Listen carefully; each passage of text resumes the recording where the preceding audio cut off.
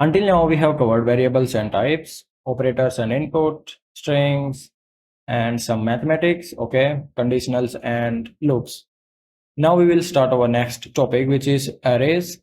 And this is our first data structure in our this series, okay.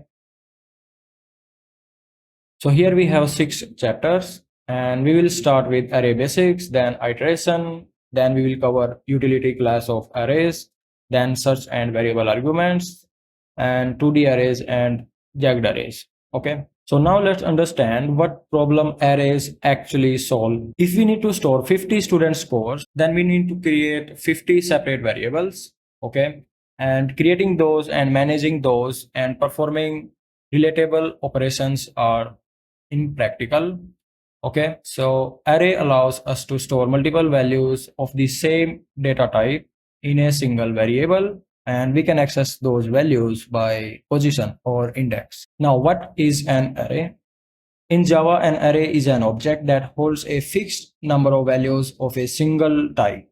First one is fixed size. Once we create an array with a capacity, that capacity is logged forever and that size will not change. We cannot add more slots, we cannot remove slots, and the size is baked into a object when it's created and stored as a final field. We call that as a length. Okay, and this is one design basically, because our JVM allocates a contiguous block of memory for the array, and contiguous blocks can just grow if the memory next to them is already occupied. Okay, so if we understand more clearly, then here we can create one file,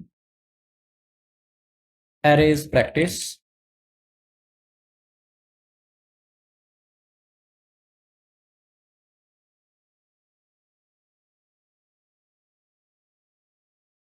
So here you can see that we have our array of size 10, right? And one int is of 4 bytes. That means here our JVM allocated 40 bytes of continuous memory on the heap. And if we talk about zero based indexing, then this element is 0. We call that base address. Okay. And we know that this will take 4 bytes in memory. Okay. So we can access this address just by adding plus 4 bytes, right? So that's how we can access any element based on position in constant time. So this is our fundamental advantage of arrays over almost every other data structure.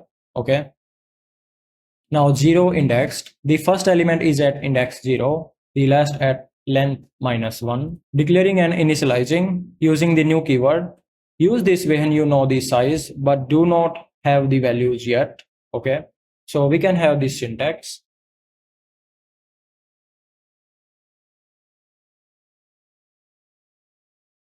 And you can note that here we are using new keyword, and in this one we didn't use that because here we know that what values we need to put. Okay, and it does not matter if you use this syntax or this syntax. Under the hood you are creating one new object on the heap. Okay, and our this main method stack frame will hold this reference. Okay, so this one will create our array of 5 integers, and by default each value will be 0. Okay, and that will be our default value for primitive int, right?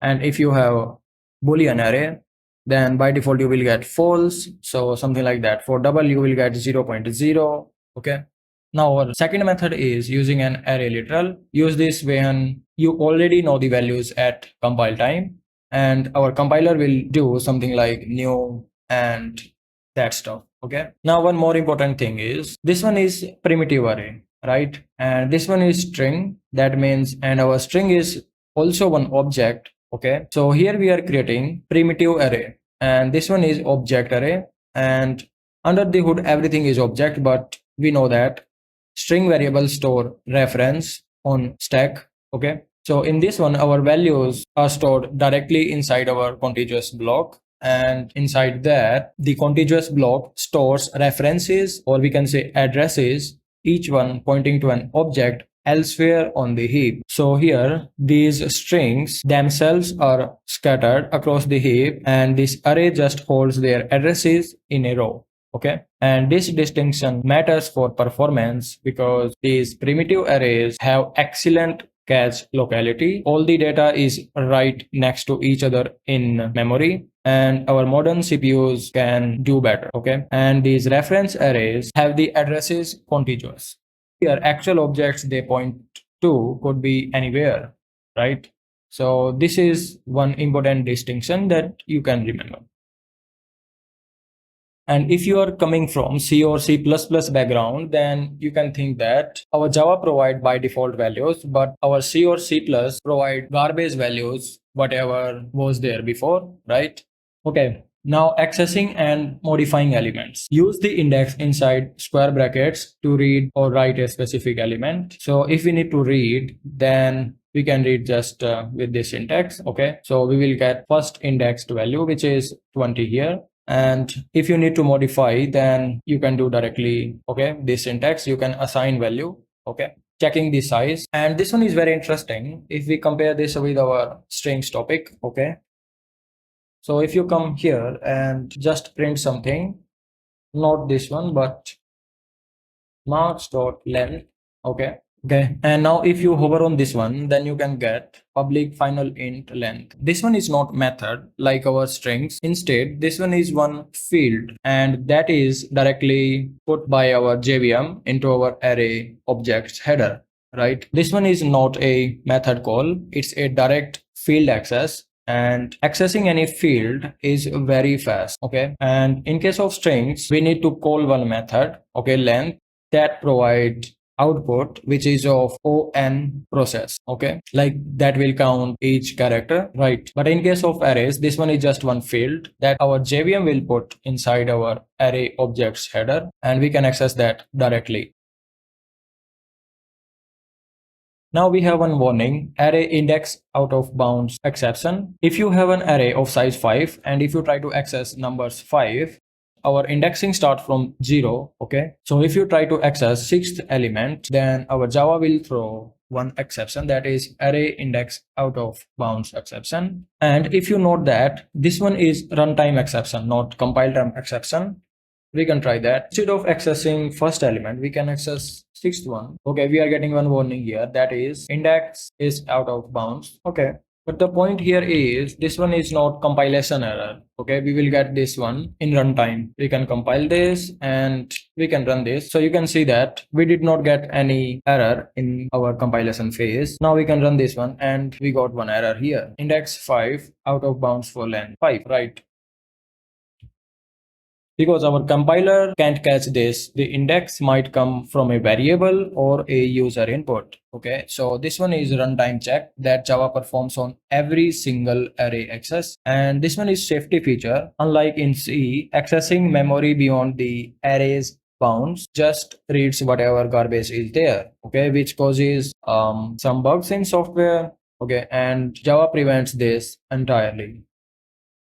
Okay.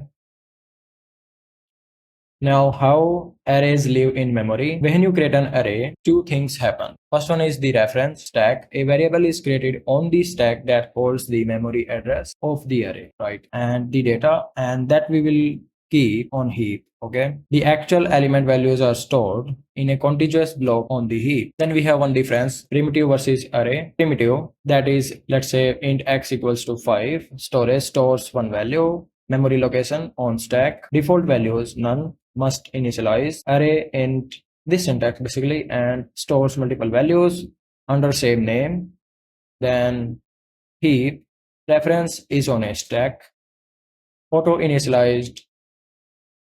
In case of int, we will get 0, boolean, false, and for object arrays that we will get none. Then we have quick summary. Arrays are objects in Java stored on the heap. They use zero-based indexing, and dot length property returns the total capacity. Okay, and this one is final and int. Arrays have a fixed size. Once created, they cannot grow or shrink. That's why our this property is final. Okay, if you hover this one, you can get public final int length. So public, that means we can access that field, and final means it will not change after its value is decided. Now we can move to our next chapter. Arrays become useful when combined with loops. This chapter covers how to traverse arrays, populate them with user input, and avoid common indexing mistakes. First one is traversing arrays. To access every element in an array, we can use a loop, and dot length property ensures that we never go out of bounds. So this one is one standard for loop. Okay, you can iterate over marks dot length, and you can do whatever you want with data. Second one we can do is enhanced for each loop. Okay, we have seen that.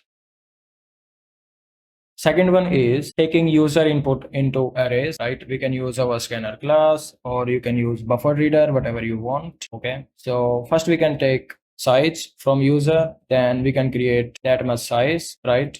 And we can fill our array just like similar syntax. Instead, this time we will use for loop. Okay. So you can do that. And this time we can fill this position wise. Okay. And here you can note that here we are taking our size from user. So our size is determined at runtime. Our user can decide, okay, but once the array is created, that size is still fixed value. And this one is very critical distinction between determined at runtime and dynamic. Okay, our array's capacity is set once and can never change. We have one difference, length property versus length method. So in arrays we can get using dot length, and in string we need to call one method. Why? It's a final field on array object. It is a method call on the string class. The off by one error, since arrays start at index 0 and end at length -1. So a common mistake is using less than or equals to instead of less than in the loop condition, right?